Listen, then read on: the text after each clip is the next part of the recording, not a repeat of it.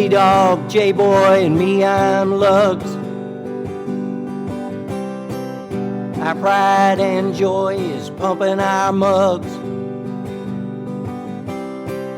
Be careful, kids, it could get rough. We're flipping our lids on sports and other stuff.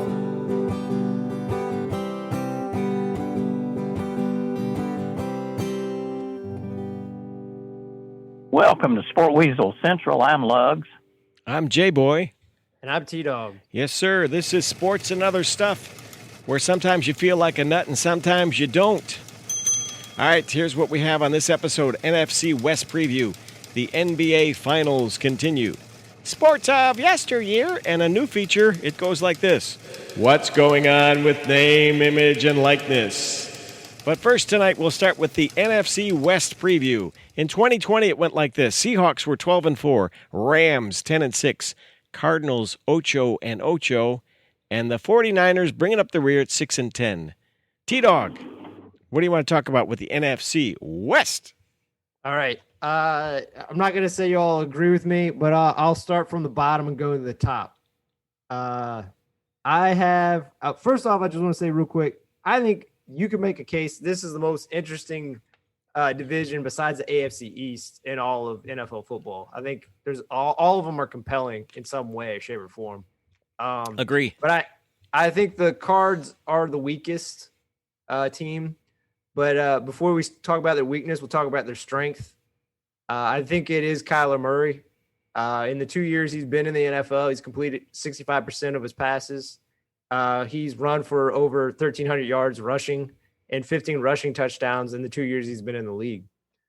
After that, they have good pieces in certain spots. Like they have DeAndre Hopkins, who is a superstar wide receiver, and they have some interesting wide receivers after that. AJ Green, can he finally bounce back after one essentially missed year and a very poor year last year?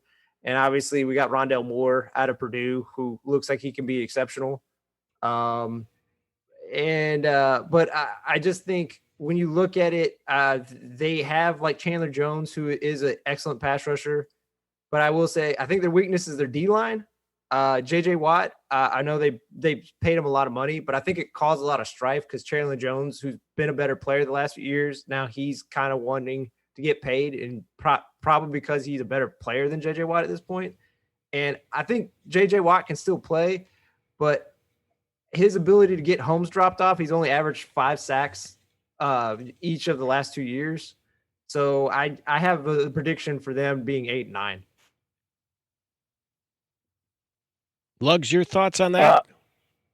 I think JJ will come back and do better than that he's done in a while. But yeah, overall, they're the bottom of the barrel out there. Mm-hmm. Although I would say they'll have an even 500 season almost. I mean, obviously you can't with 17 games, but so I'm sort of on the bubble with their win numbers. But I mean, they'll have, I guess, Chase Edmonds and James Conner back will run. Mm-hmm. But you're right. Murray is the guy. If he's not on, and he's got some, receivers. So yeah, but they'll still keep it interesting. I do think they'll win some games that they weren't supposed to. I do believe. Lugs on the AT&T Watts line there from somewhere out in the country. We're not sure. I think, are you hunting this week or what's going on, man? Well, I'm at Mount Washington. I am a fan of weathercasting, so I'm up here at the NASA Research Center, Mount Washington, Maine. So it's a little strange, but we're getting there. All right, well, we like that. And also wanted to point out you can go 500 if you go 8-1, I guess, this next year. But also Rondale Moore, not only Purdue, but Trinity High School right here in the Ville. So there you go. Yep. Yeah.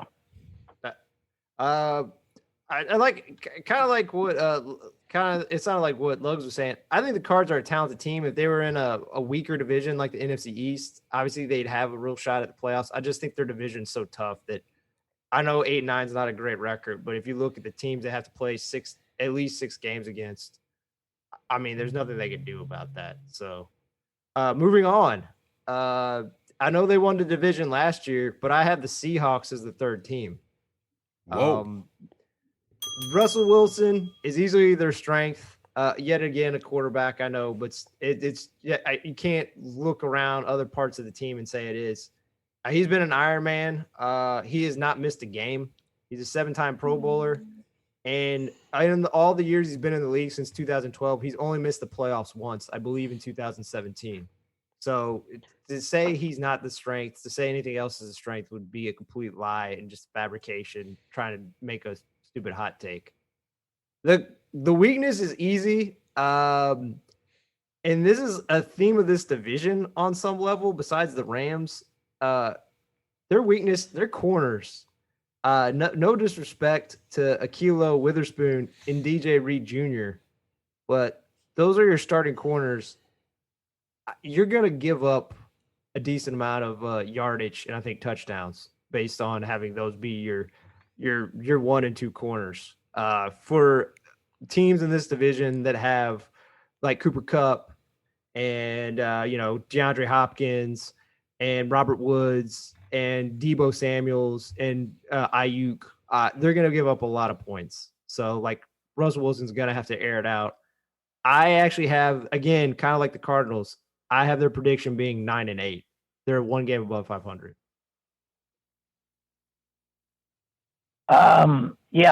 Sadly for Russell Wilson, he will be it. They didn't really juice up the offensive line, so he's going to be running for his life on occasions. They can probably protect him fair to middling, but I don't personally. I think they're going to be like 7-10. They just don't have the pieces anymore on defense to stop anybody. So, yeah, I equate them almost as the Cardinals. I give the Cardinals a little oomph just because of Kyler Murray. But, Seattle is definitely needs some defensive help. And I was going to say this real quick before J-Boy maybe steps in. I agree with you. Like the weird thing is they were fairly good at pass rushing last year. I believe they had 46 sacks, but it's not a good sign when your best pass rusher is your safety that they acquired from the Jets. He had 9.5. I think after that it was Carlos Dunlap, who they acquired halfway through the season. He was essentially cut by the Bengals. So, So what do you have them at there, T-Dog? What record? I have them at 9-8, and I kind of agree with Lugs. I can see a real shot where they go 7-10 because the one, narrative factor we want to. Russell Wilson obviously left the breadcrumbs before this season. He wants to get out of there. Yep. He could say different than he wants, but he allowed someone to facilitate the 4 teams he'd be willing to go to. So like he definitely wants out of there. Kind of like what Lugs is saying. I think there's other parts of the team that might not work. It might explode. They might be a team that might have an internal combustion. So, a couple of things. I take exception to you saying stupid hot take. First of all, we got to watch that. And then part 2, Lugs just, did some crack research. Our intern just texted me and I got this. Fair to middling describes something that is average or slightly above average. The term is an American phrase used as early as 1820. So, Lugs, extra points for you today, bud. Well, thank you. 1820. Wow, we're going back. All right, T-Dog, take the next one. The next team finishing in second place, but I think still legitimately a Super Bowl contender is the 49ers. I have their strength being their O-line. Trent Williams signed a contract in March that made him the highest paid tackle in NFL history. And then you add Mike McGlinchey and Mack at center. They'll be back to being one of the top rushing teams like they were in 2019. I just think there were so many injuries to that team last year that they sputtered. And even if you look at their record, they were in a lot of games just because they had such poor play and from Nick Mullins and CJ Beathard. Even if Garoppolo can't stay healthy, I think Trey Lance will be a cut above CJ Beathard and Nick Mullins. So I think that's why I have them going 12-5, making the playoffs. I think, again, like I said, like with the Seahawks, their weakness is corner. Jason Verrett is a very talented corner, but he's been injured most of his career. And Emmanuel Mosley is solid at best. So that's why 12-5, that's why they lose out, to me, just barely to the Rams in this division. I would agree with that. I want to see if Garoppolo can last even half a season without getting injured. It tells you something when they traded up, they being the 49ers, to get Trey Lance. They know something that we don't, or they suspect something that we don't. So, and their defense is not that bad.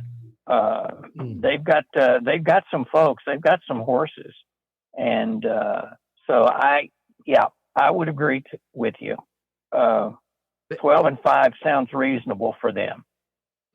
Yeah, and the big thing is, their defense was good last year, and Nick Bosa, who's probably their best pass rusher, he missed pretty much the whole season. So, and in Garoppolo, when he's been healthy, he was healthy one season. They went to the Super Bowl, and if he was just a little bit moved his pass a little bit differently, they win the Super Bowl. So, but you're giving Trey Lance a shot at depth chart. He's second. He's in second place. He's there already. He's there. Like they like, kind of like Logue said, they traded up too much draft capital. They can't even do this facade that he's got to work his way up from like fourth on the depth chart. That would be completely asinine. There's no reason. He needs touches. I mean, he really didn't play last year, so you just need to get him touches. And I think Garoppolo will start the year, and depending on how well he plays, I think he might start most of the year. But they will definitely integrate Trey Lance and get him snaps, even maybe week one, because they need to give him touches so that he gets used to the feel of the game, I think. So do you think that this will come down to those inter-division games between the Rams and the Niners could decide the outcome of this West? Yeah, and just the players that they are getting back from injury, like Kittle and Debo Samuel, I mean, that is a core right there. The running backs are good. So, yeah, I think San Francisco has a big-time shot here. They really do. And they're second in the division as far as I'm concerned, but we'll get to the other guys next.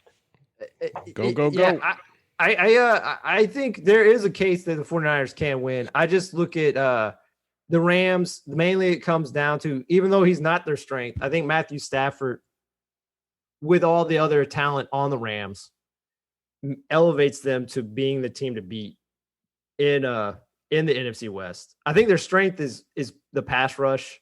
Aaron Donald is looking like, I mean, he could retire now and essentially be a first ballot Hall of Famer. I think he's been that dominant from the jump. And then Leonard Floyd, who they picked up from Chicago, he had a great year last year. The amount of heat that they can generate from the inside and outside in terms of pass rush allows them to be the second best sacking team in the league last year. And then you add Jalen Ramsey and Darius Williams at corner. Their ability to supply some tight coverage just allows the number of sacks and pressures to go up. The one thing I do worry about where I think the 49ers can win this division, and this is a problem with the Rams overall, but particularly this one spot, I think their weakness is their O-line. Andrew Whitworth has been a great tackle since being drafted by Cincinnati Bengals, but he is 39 years old. If he goes down, that line could be in trouble. I have them winning the division, going 13-4, and like the 49ers, I think there's two teams in this division that can compete for a Super Bowl. Good. I would agree with that. I got to do a shout out for our guy, Tutu Atwell, who joins them this year from U of L. So maybe he'll catch a couple of the passes from Stafford. Yeah, their defense concerns me a little bit just in their backfield. But overall, with